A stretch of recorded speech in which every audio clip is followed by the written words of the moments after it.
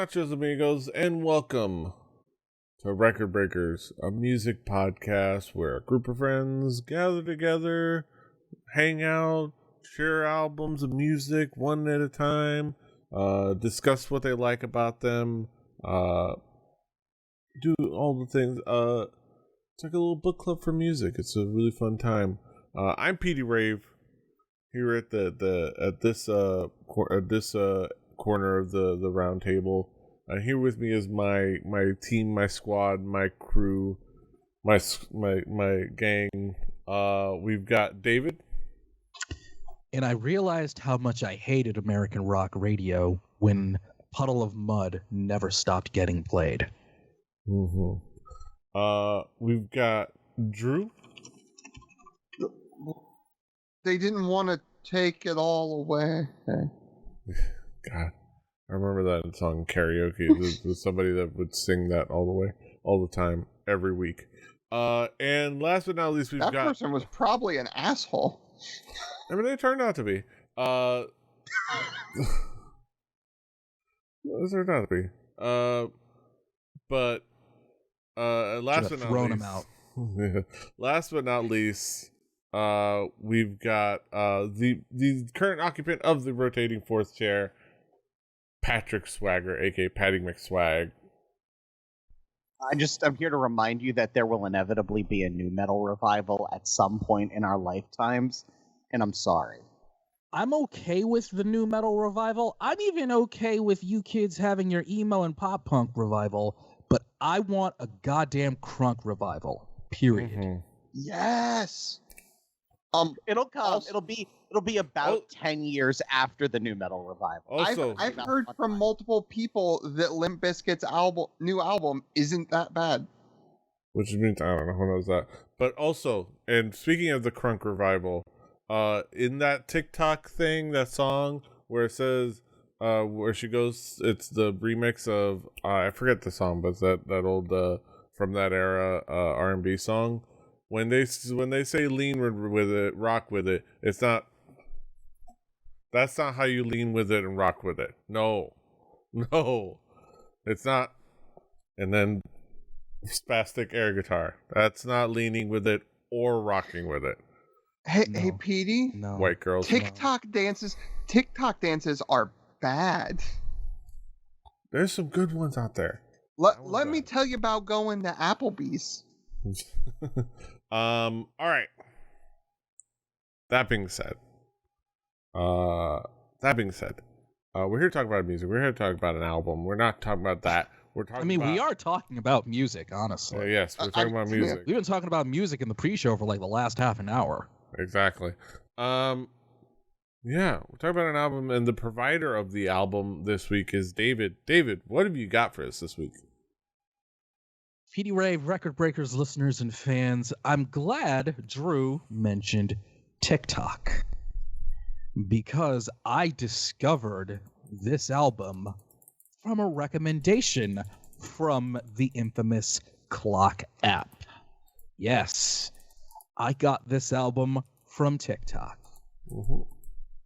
And every once in a while, I find one of those albums from a rock band that just kind of leaves me at a loss conceptually. And I bring it to Record Breakers to help kind of process and conceptualize it. Kind of like what I did with Buried Alive a while back, where it was just, I heard this album and I just said, what is this? This is really hard for me to put into words, but at the same time, I can't stop listening to it. And this band from London, England, is one of those bands that has come along recently that further confirms, in my opinion, that the Brits do rock music pretty damn well more often than not. This is the band Black Midi from London, England, and their 2021 album, Cavalcade. Mm-hmm. All right, let's talk about expectations. Drew, what were your expectations coming into this album? Well, knowing it came from the representative from Detroit, I knew it was going to be well pieced together, well thought out. I knew the musicianship was going to be there. After seeing the album cover, I was confused of where it was going to go. But I was excited to hear it.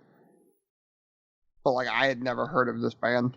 I didn't even know they were named after a genre that I apparently also have never heard of now, because apparently they're far from the genre enough that like it doesn't make sense. But okay, I'm here for it.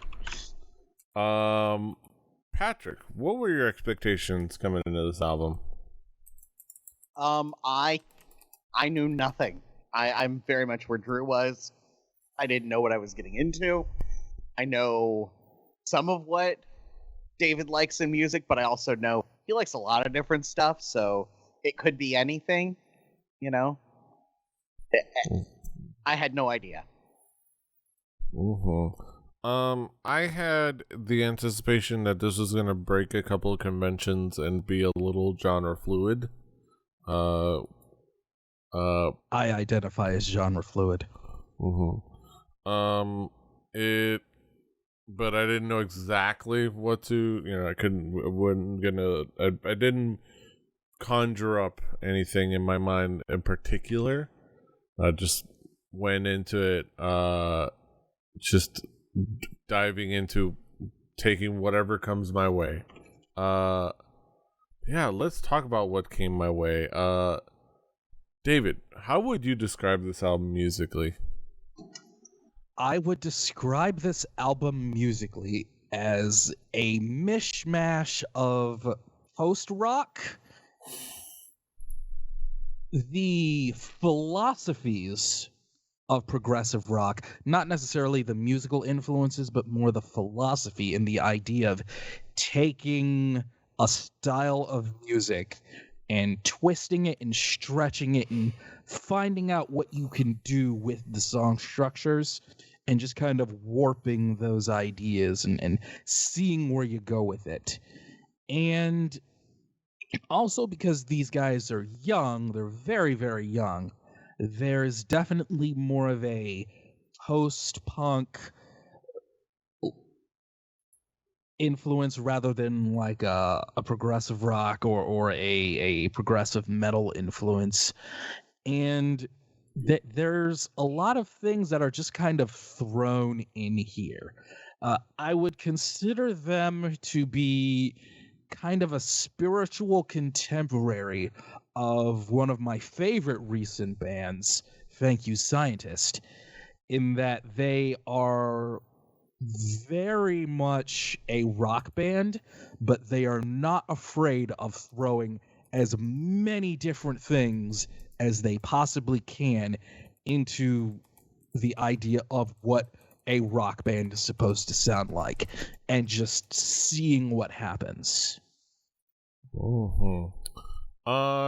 Drew, how would you describe this album musically? Jeez, that's a tough one. It's an album of extremes. There is a lot of stuff in this album, and a lot of variation. There is quiet noodling bits. Like, there's parts where, like, I was like, are they trying to do a crooner thing? Like, there is bass work that is just absolutely sublime, pitch perfect, everything I would want in a bass line. It has like elements of like sort of a math rock, noise rock sort of feel to it. But at times, like I said, that extreme. Not a huge noise rock guy. They used it a lot in textures here though, which I can dig that. Create the noise, create the wall of sound as a texture. I think that's a good idea. Sometimes it got a little too far in that direction. But there is a lot of good musicianship under there. And I think that's sort of where it lies. Patrick, how would you describe this album musically? So let's say you go to the Williams-Sonoma and you buy the biggest, baddest blender they have in the store. And then you take a King Crimson album, a Peter Gabriel era Genesis album, maybe like early Primus, Mr. Bungle's first record, and then like let Steve Albini produce it and have a bunch of kids who like grew up listening to weird fucking music, but also like going to art school and being ridiculously talented. You get maybe like the most interesting thing I've listened to in ages. Like there are so many things that if you're like a music nerd of like a certain type, you've heard little pieces of this before, but you've never heard them together like this. It's a little bit like trying to figure out where you know that part in on like a Girl Talk song back in, the mid 2000s when that was a thing, when mashups were cool. Except that like this is completely original and unique and interesting. Yeah, it is. It like as I said, it touches on both philosophically and with some tonal things. The like prog stuff, some jazz fusion stuff, some art rock stuff. It goes on a nice little adventure tonally and pacing wise. It hits you right in front of the face and then kind of like chills out for a little bit. And there's a lot of like little parts that are tonally really cool and instrumentation wise really cool. It is a spattering. It is a drip painting of music. It is like paintbrush. The album cover reflects it. Yeah, it is, and you can see it on the album cover. Like it is an album of musically of paint splatters and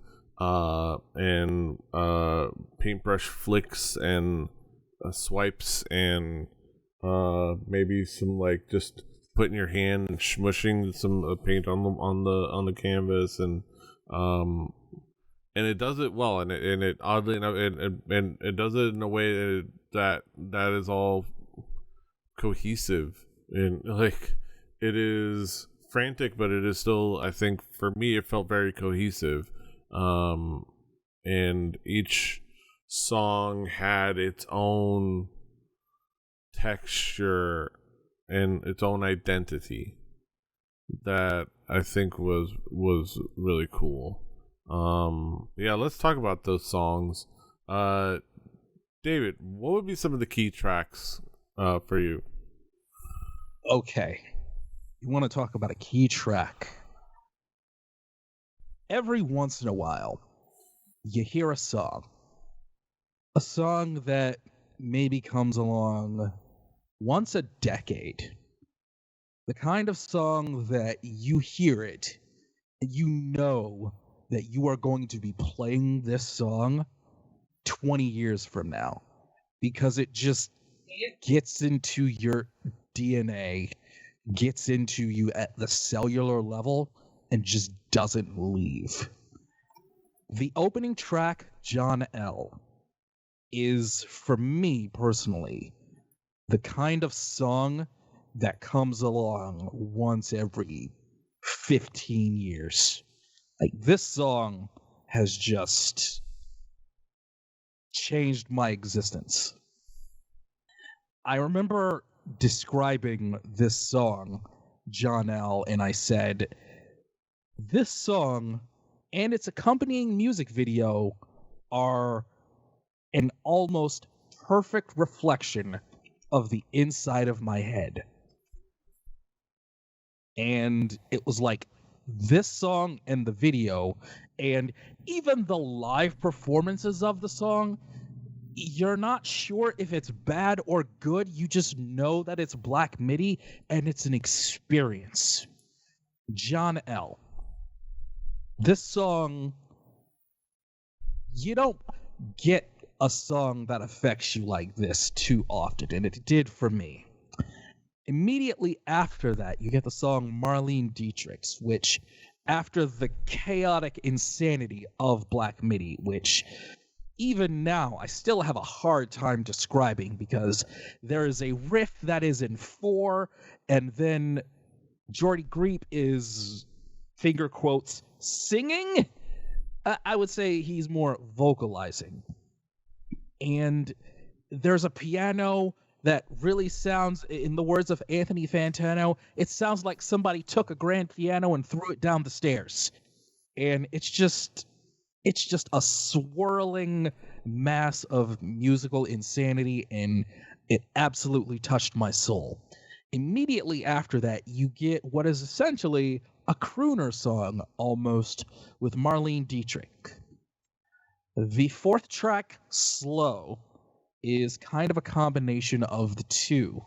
And also it has this great little earworm melody of do do do do do do do do do do do do do do do do that they keep going back to, and it really just gets stuck in your head. And also Hogwash and Balderdash, which is a companion track in many ways to John L. It's only 2.5 minutes, but it's a wild 2.5 minutes. And the final track on the album, Ascending Forth, it's very smart, very subversive. The lyrics are very interesting. And for the music nerds out there who will hear this song and hear everyone loves Ascending Forths, I know you'll really appreciate that and appreciate what's happening in this song. Mm-hmm. Drew, what would be some of the key tracks for you? John L. as a lead-in is a lot. It is. It's just. It doesn't give you the good slice that I like out of a first track, personally. It has a lot of noodling. It has a lot of smart music in it, but it does hit a bit more noise on the noise side, but I don't hate it. Marlene Dietrich, the tonal shift almost gave me whiplash, which I very much like from a band. I think it's cool when bands can do that. When I mentioned crooner in the A block, like a crooner feel, I had that in my notes. It's almost like a 50s crooner song. Yeah, this is the exact song that comes to mind. I literally also had I described the vibes as having the vocals as having croony vibes. Yeah, it does. So and that was the weird shift for me, right? Is that you have John L., which has these Les Claypool vocal tonality bits to it, and all this noise coming at you, and then Marlene sort of way slows it down, which is cool. Diamond Stuff is a cool noodling wandering song that I can appreciate. But if I could pick one thing that I wanted more out of the album, it was the end. It was Ascending Forth. It is a 10-minute song that did not feel it. The clashing noise rock as texture was used brilliantly. There was ebbs and flows. Ascending Forth, they made the music joke in the math rock music song. They poked and prodded at what you should be listening for. The guitar line was pretty and brilliant. They ended on a super high note for me. So. Patrick, what would be some of the key tracks for you? You can't not talk about the opener, John L. the drums are King Crimson. The vocals are like Talking Heads meet Primus in like all the right ways. And these are all things I love, but I never would have, in the way that like early prog rock, where we talk about like Crimson, Genesis, like the sort of original prog rock bands, they took basically what everyone was playing kind of at the same time or a little bit before and added basically like jazz ideas. Like we also we know jazz and we're gonna kind of mix it in. And this is like, okay, we heard them and then we heard everything that came after them. And then we went down a weird Mr. Bungle rabbit hole, and then noise rock and like shellac and, you know, Jesus Lizard and all kinds of weird stuff that I don't even know. And then like just decided, you know what? We're going to do what prog rock has always done and just take something and turn it into something else and sort of play with genre in a way where we really don't. We're not any one thing. We are everything and nothing kind of thing. It is border. It rides the line between musical and chaotic in a way that very few things do well. Like there's like this, like if it's any more chaotic, it's just free jazz, which even to me is noise. But it's also like so intricately assembled that like there's almost always a rhythm you can catch in there. It's the way you can headbang to Meshuggah even though it's in time signatures you cannot pronounce, like because there's always a rhythm you can pick up in the chaos. Chondro Malaysia Patella, really great bass line, Adrian Ballou elephant guitar noises, more like this like gets into that sort of experimental fusion jazzy kind of thing.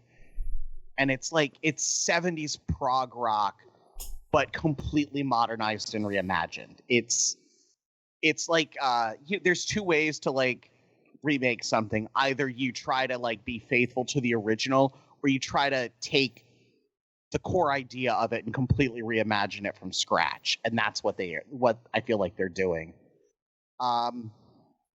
Slow is incredibly tight. It's the drums on that are like it is so good that like it is a borderline free jazz song that is approachable to anyone who just kind of enjoys music almost, while still being bonkers.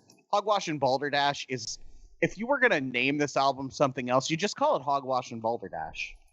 This really reminds me of first album Mr. Bungle, but like again, taking like the not copying it, but taking a little tiny touch of the idea and completely reimagining it. And then ascending forth. So a lot of this, the vocals are sort of singy, Talking Heads, Primus, weirdness. This is like borderline Jeff Buckley vocals, and that's like about as high praise as you'll get for me for male vocals. And the wordplay of the title and how they use that phrase in the song, along with sort of the musical bits of it. There's a really cool sax solo. I didn't know prog rock needed more sax. I just hadn't occurred to me. Never recently. have enough saxophone. You can't never have enough. It's so good. You believe in premarital sex? No. And I like my sax raw. Ooh, baby, you like raw. This whole album is so many things at once that like I almost feel like you can't just listen to one song of it. You almost just have to set aside 45 minutes and go through it, because it is so many different things. And it was like, for me, it was both the how I felt when I was in high school and heard Tom Sawyer by Rush for the first time, where I was just like, holy shit, what is this? But also the dork in me who was trying to pick out where this 4-second, where like a 4-second sample it came from in a Girl Talk song. Like the spaces in John L. are in 6. Yeah, there's so much going on here. If you like any prog rock, you should listen to this. Like if even early prog rock, modern stuff in between, like this is the most un-Dream Theater prog rock I've heard in a very long time, and I'm saying that not as a knock on Dream Theater, who I think are pretty great, but like this is so different than that. This is so much more and just weird and interesting. Yeah, you guys have pretty much covered like the tracks and all the like the details. Like John L captivates right away, and catches your attention with everything that's going on, but that all kind of works really well together. And then Marlene Dietrich throws you a nice like change up, like it's almost practically an ephus pitch compared to the heater that was John L. It's interesting and captivating. John L is an Aroldis Chapman 103. Exactly. And one that caught my attention that kind of builds well and is a nice like almost jazzy track was Dethroned. Was really nice. I like the bass in that, and like the how everything was layered was really nice. And Hogwash and Balderdash. Sounds weird, but the beginning of it, for some reason, made me think of the beginning of the King of the Hill theme song. Yes, like I get that. Yes, it's just like I started hearing that. It's like I started to expect the guitar to come in and the dude's the stop, the time lapse animation and whatnot. But yeah, just that was the big thing that stood out for me. It was like, and then like the song is fun and really great encapsulation of the sound. But yeah, let's bring it back around the horn. Talk about some conclusive thoughts. Drew, what would be your conclusion on this album as a whole?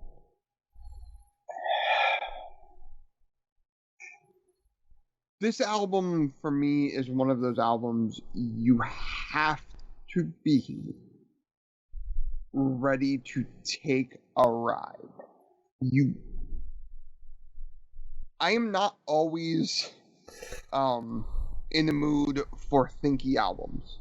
I know a lot of people that are never in the mood for thinky albums.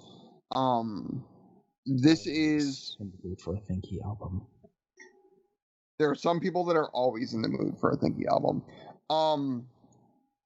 Like I said, the times where it goes a little bit more on the noise and more on the clashing and stuff like that, not huge into. John L did not hit me that well personally.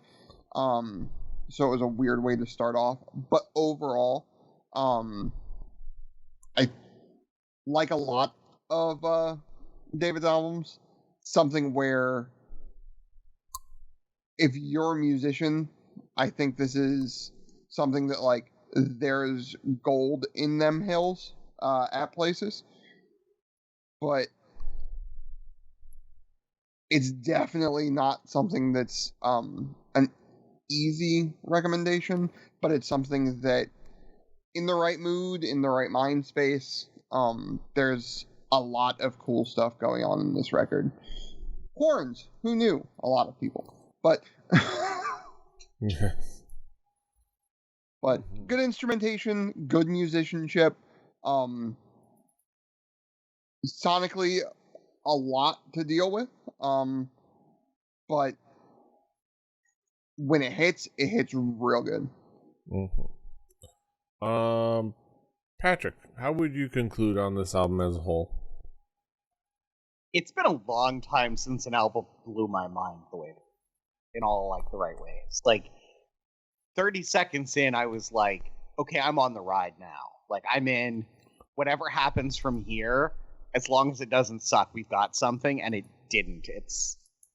It's so different while like still giving you the little dopamine of familiarity that like music sometimes can. It's really cool. It's probably going to be like regular rotation for a while for me because it is so interesting to me, and like it feels different and new, and like, you know, we're all getting old now. Like, new music is sometimes less approachable than it was when, you know, you're 16 or 17 and you have no idea. But like, this is like, hey, new music can still be cool, and like that's nice that like you're reminded that like that there are still new ideas out there and that they still make it on albums, and then you get to go listen and enjoy them. Yeah, this captivates from front to back, and it's takes you a nice like roller coaster musically. It is a controlled scatter shot of music, and I think that works to its benefit. It mixes a lot of like themes and ideas and genres, and does it well. I think it's definitely worth buying the ticket and taking the ride. Just get in there, you know, get it on your good speakers, get it on your good headphones. Just watch the video for John L. Yeah, watch the video, watch some live performances after listening to the album. Yeah, it is an sensory experience, and it is dope. Yeah. Last but not least, David, what would be your conclusion on this album as a whole? I am someone who is constantly searching for new music to invigorate and inspire me, and I love when I find it. I'm absolutely over the moon. Robert Fripp of King Crimson fame once said about King Crimson that they weren't necessarily a band, but more of a philosophy and way of doing things, and an outlook on playing music, if you will. I think Black Midi really gets that. They have an outlook and a mindset of what they do, because their debut album was completely different from this. It was kind of a much more stripped down noise post-rock kind of album. Not nearly as much of the progressive elements. They evolved into this. And whatever their next album is, through whatever hellfire it may come out of, I wouldn't be surprised if it's completely different from Cavalcade. And I'm okay with that, because as much as I loved this album, I loved that Black Midi is finding ways to be daring and interesting and different. And in music, I absolutely love daring, interesting, and different. I will usually latch onto something that is really out there more than things that I've heard before, more often than not. And Black Midi really came out of nowhere for me, and John L. really just changed the game. And I just had to hear the whole album. And I get to see Black Midi live in March, and I cannot wait, because it's going to be an experience. It might be bad, it might be good, but it's going to be an experience. And when you get a band and you get an album like that where you just know you experienced something, that's special. And I think this album is special. Yeah, this album is special. All right, those are our thoughts on Black Midi's Cavalcade. Now we get to the main event of the evening, the moment we've all been waiting for. We get our haiku on, the Haiku Reviews. Let's get down to the nitty-gritty. Haiku numero uno. Drew, what is your haiku? Overall, not bad. Some major misses from me. Pretty good in spurts. Mm-hmm. My haiku. Shake your brains around. A genre-bending opus. Don't expect, just feel. Patrick, what is your haiku? A breath of fresh air, familiar and yet unique. Frog Rock ain't dead yet. Mm-hmm. And last but not least, David, what is your haiku? A lot to take in, but it rocks and goes weird spots. John L. is my life. Mm-hmm.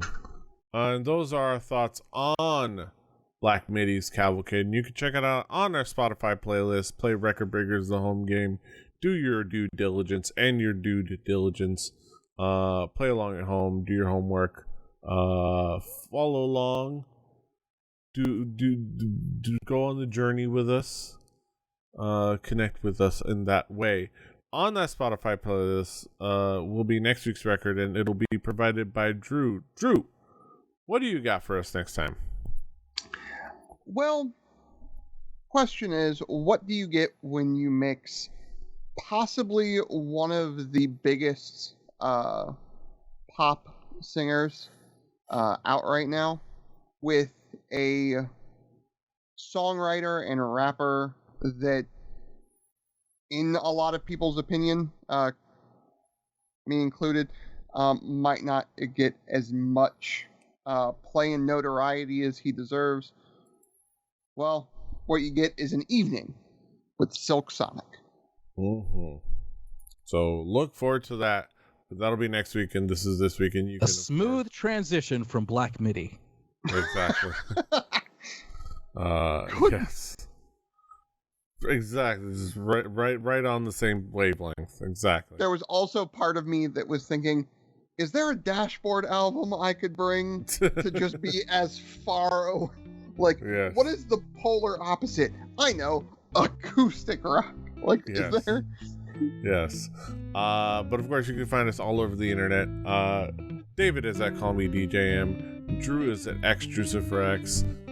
Patrick is at The Swagger. I'm at PD Rave. The show's at 4 Record Breakers. That's the number 4 Record Breakers. RecordBreakersPodcast.com. Rebelli.net for this and other shows. Rebelli TV on YouTube and on Twitch. Catch us live as we do this show and other game streams, including we do our D&D streams through the tomes. We also do Witcher, where Daisy's coaching me on witching hours, where Coach Daisy is guiding me in the worlds of The Witcher 3, which is really fun. Yeah, and of course I'm still trying to get back in the rhythm of doing the Mass Effect, trying to get through that. It's a fun time. Love that series. Looking forward to kind of like getting through and possibly maybe diving into Andromeda, because you know what, screw it, I'm gonna go in with an open mind.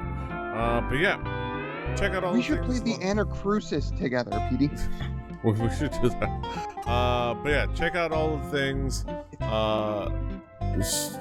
Like, share, subscribe, do all the things. Until next time, hasta los huevos. Toodaloo. Find hash loop tag. Bye-bye. Annyeong. Fighting. And that was the scene on Main Street when John 50 came to town.